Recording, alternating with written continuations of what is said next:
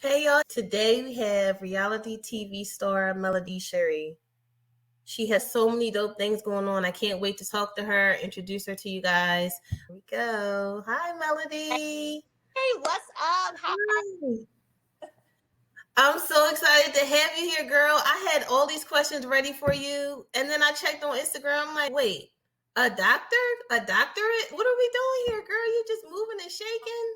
Thank you. You know what? I am just so thankful, honestly, for everything that God is doing in my life. I'm thankful for just all the doors He's opening and the fact that He's given me strength to be able to run through those doors. I really do. I wake up thankful every single day and looking forward to what the future holds. I love to say I'm just getting started. Yeah. I love it. You're such an inspiration to so many women. How do you do it all?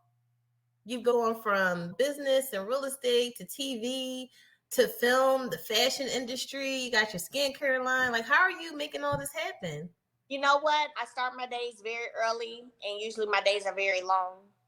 I literally try to utilize every second in the day.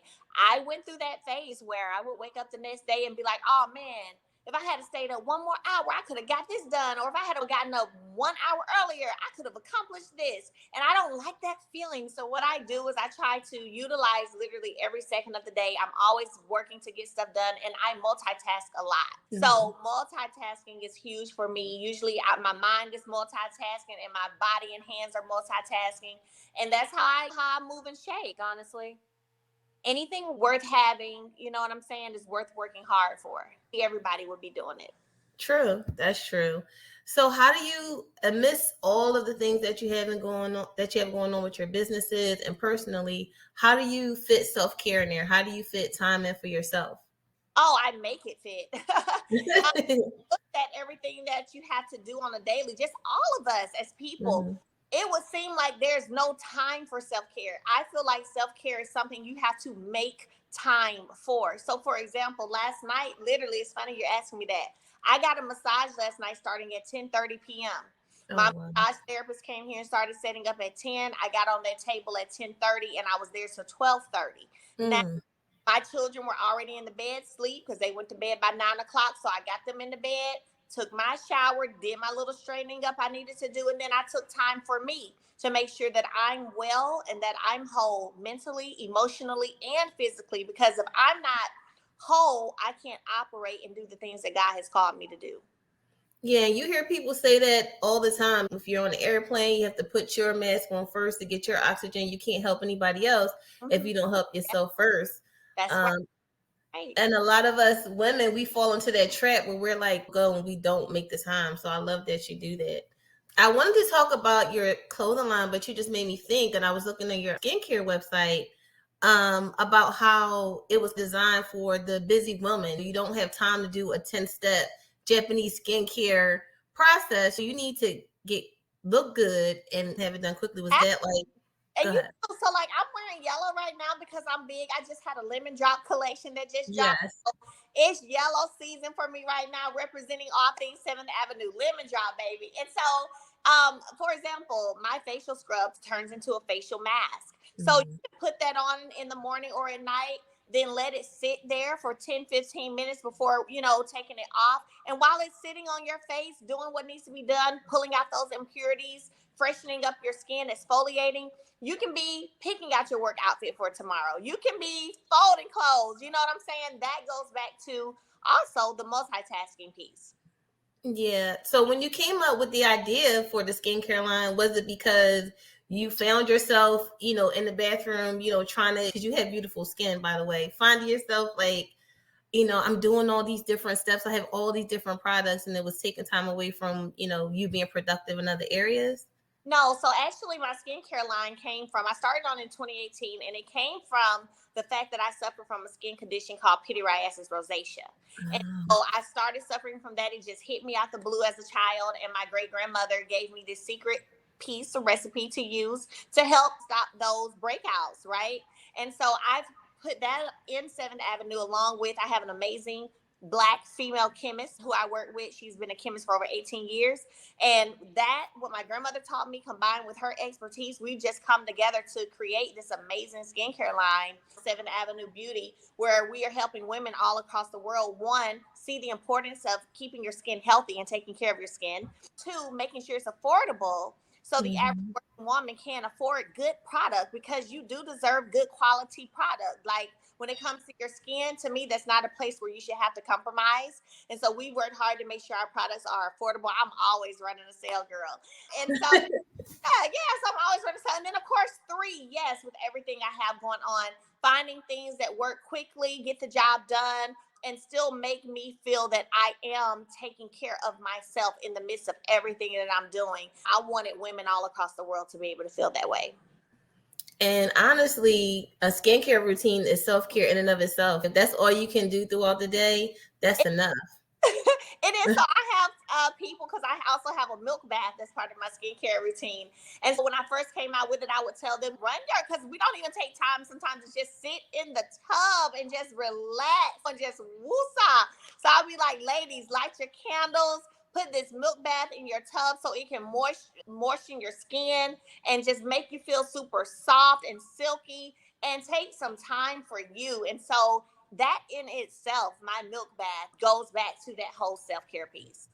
Yeah, I just wrote an article about the origins of self-care and how the Black Panthers, when that movement had a lot to do with it.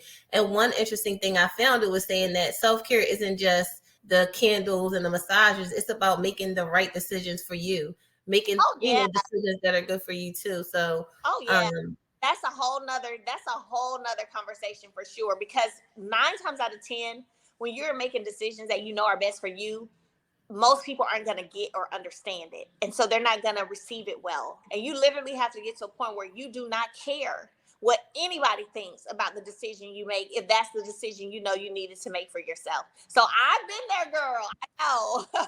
And that's one of the things I love about you. You're like the queen of unbothered to me. Like, you're just making moves, you're doing things, and like, I'm not going to talk about the show because you're so much more than that to me. Like, you are, like I said, you're really an inspiration, but I just watch you and you're just like doing you. To be able to rebuild, how was that experience? Like, how did you manage rebuilding everything, being successful and being a mom at the same time? Like, how are you able to manage that? A lot of times I stay really in amazement. I really do.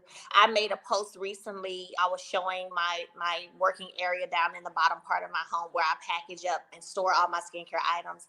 And just the fact to know that I literally dissolved Embrace Beauty, which was my original name for my skincare, came up with another name, new branding, changed ingredients, all of that good stuff. And then got to the place to where now in a year, I've already made it $1 million company. For me, again, that it has me in amazement at times, because I'm just like, wow. And the fact that I've literally been doing it on my own. I didn't get investors. I didn't get a business partner when it came to 7th Avenue. I've literally been putting in the work, putting in the study time to be an expert in what I do, which as it pertains to skincare, and just to see what God has been doing. It's amazing. Yeah, because so many women are scared to rebuild. You get knocked down, you don't want to start over again. So I'm proud of you. I'm so happy that you were able to make $1 million. Like, that's awesome. And then Mellow Sleek, right? I read that the emphasis is to empower women to embrace their inner confidence, and also that each of the pieces represents what's going on in your life in some kind of way. So can you just share how you were able to come up with those ideas and the creativity behind the brand? So I have been fortunate and blessed to work with the amazing celebrity stylist, Jay Bun. And every time we drop a collection, there's always meaning behind it, right? We always want it to be just not putting on clothes and showing the ladies what they can look like or what they can wear, what pieces go well together, but making sure that it represents the story. And so if you notice in this collection, you even see me, I wore yellow, I think twice, in this particular thing. So of course I had my lemon drop collection coming. So it was representing the continuation of my skincare line. But on top of that too, the fact that I literally have turned lemons into lemonade. I've turned something sour into something sweet. And that we, like I said, when we come together and work to create pieces for women from all across the world, we try to make sure that it represents where I am in that moment in life. I love that. You definitely turn lemons into lemonade. Honestly, like full transparency, I'm fearful. I just talked about this, about starting over again and starting anew and rebranding and all that. I love it. I love it. And girl, you walked in Fashion Week? Yeah, I was just in New York. I'll be in Paris tomorrow until Sunday. And that's another piece. Really, it's so crazy because I can remember as a child, I used to go to model casting calls, right? And I would always advance because I've been 5'7" since forever. So I've always tall. And I would go to model casting calls and just to look now. And that's why I always say things happen when they're supposed to happen, how they're supposed to happen. And so the fact now that I'm literally putting my footprint in the fashion industry, it's really a full circle moment. Yeah, like you're living the dream. So many women are probably watching you like, oh yeah, I could do that too. I could do That's it. right. That's what I want. That's the Yeah. goal. Like that's the goal. I want people to be inspired when they wake up and they see me posting. And that's why I post like I do, because I want people watching it. It's not about a flex for me. It's about inspiration. I want you to see and be like, you know what? We saw Mel go through all of this on camera, off camera, you know what I'm saying? By way of the YouTube streets. Yeah. So much come her way, but my God, if she can stand and wake up and smile and be genuinely happy and keep doing her thing, then so can I. That is what I hope women pull from following me and seeing what I've got going on in my life. It's literally like you're just doing everything you've ever dreamed of. I still bump your music in the car, to fashion, to skincare. Like you're just doing it all. You're like, I think, what did you say? The Renaissance woman, is that what it was? Yeah, Yeah.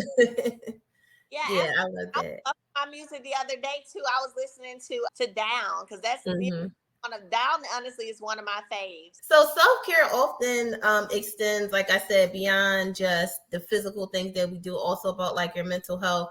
And like you mentioned earlier, you went through a very public breakup, rebuilding yourself up in the public eye. How did you maintain your mental strength? And then you still had to be a mom to the children and help them through it too. What kind of things did you do, or self-care practices did you take on to help you get through that? First, I want to say being a mom was one of the leading factors in me making sure that I did what I needed to do to stay whole mentally and emotionally. Children don't deserve to have a parent who's constantly yelling and screaming and always mad and always angry, because really that person is unhealed. So I took time to work on my healing journey. I took time for myself. I will tell anybody, I've spent more time. I done started getting a little more outside lately, but before the past few months, I spent more time by myself than I spent my whole life. And spending that time alone, just me and God, being able to be in prayer, being able to meditate, learning to appreciate everything, all of God's creation, going outside, putting my feet on the ground and grounding myself, and just sitting in nature with nature. All of that, it's a whole process. Going through the purge, God removing certain people that mean good, those people who are pulling you away from purpose. Like the purge has to happen too, but all of it at the end of the day should be leading you down the path for you to be the best version of yourself and be the version that God wants you to be. Yeah, I love that. And that's why I said earlier about you being unbothered. It's like you don't let the naysayers, the people who had the little smart comments, even bother you. It's almost like it fuels you like to keep going. Yeah, say stuff, but most of the time I don't. Even it's so funny because even when I do decide to say stuff, it's never out of anger. Like you'd be surprised if I have a moment when I decide I want to say something. By the time I finish saying what I'm gonna say, I'll start laughing. Like with my team, I'm literally in a place where I'm not taking things too hard. First of all, it ain't moving me. If it's not taking away coins out my pocket, if it's not disrupting my peace or adding to my coins or adding to my peace, I don't let it bother me like that. Like it's fun, it's aha, whatever, and then I keep it moving. You have to get to that place because one thing I have learned is when God is elevating you, the enemy is always going to attack. When God puts you into another space, the enemy is always going to come. But that's how you know that you're on the right path. Yep, for sure. And again, we're Scorpio sisters, so I get it. So you do what you need to do, but I just love the fact that you don't let it stop your growth. You don't let it stop you from moving forward. You know what I'm saying? Yeah, not at all. Not at all. So your journey as a mompreneur, like I said, is very inspiring. What advice do you have for other moms that are entrepreneurs who they're working? Sometimes they're working a job too, trying to build their business and still trying to be a mom and maybe going through relationship issues too. What do you have or any advice that you can give them just to motivate them to keep going? First, I would say, because you mentioned relationship issues too, sometimes you have to cut relationships. Like sometimes you got to sit back and evaluate and prioritize. And so even for me, that's why I tell people now, because people want to know. I was like, is Mel dating?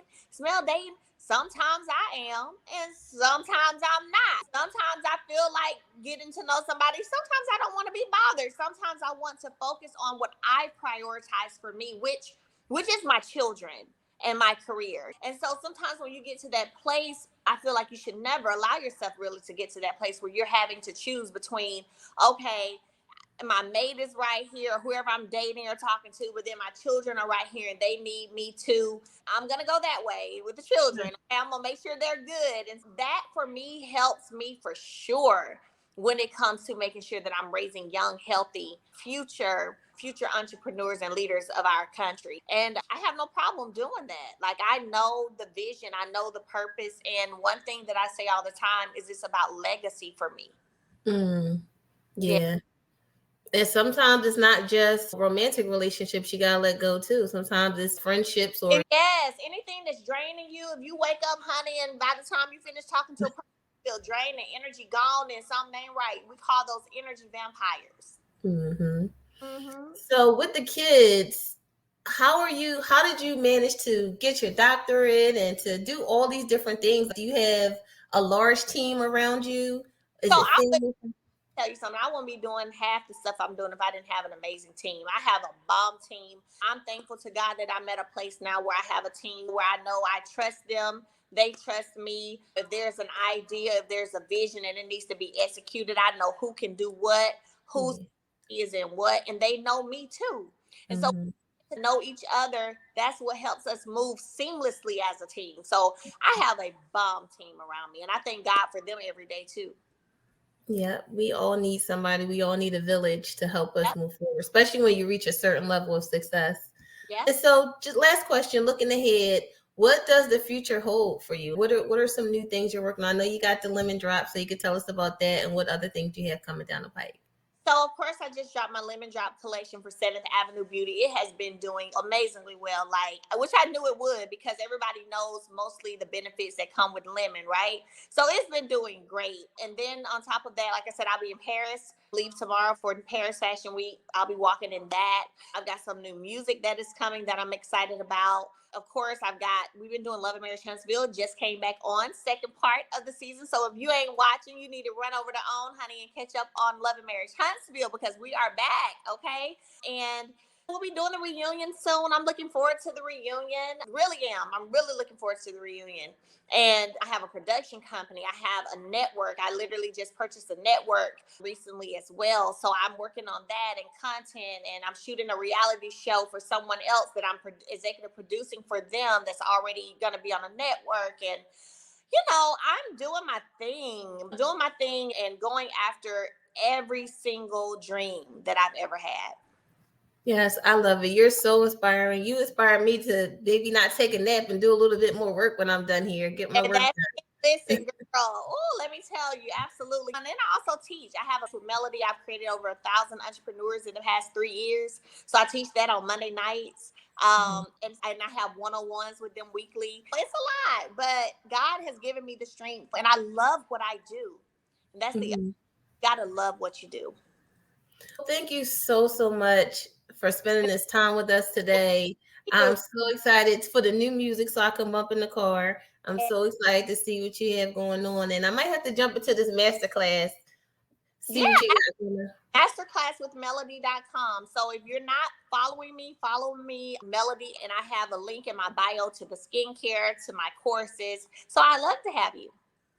Oh, thank you so much. Good luck in Paris. You have a great rest of your day. Yes, thank you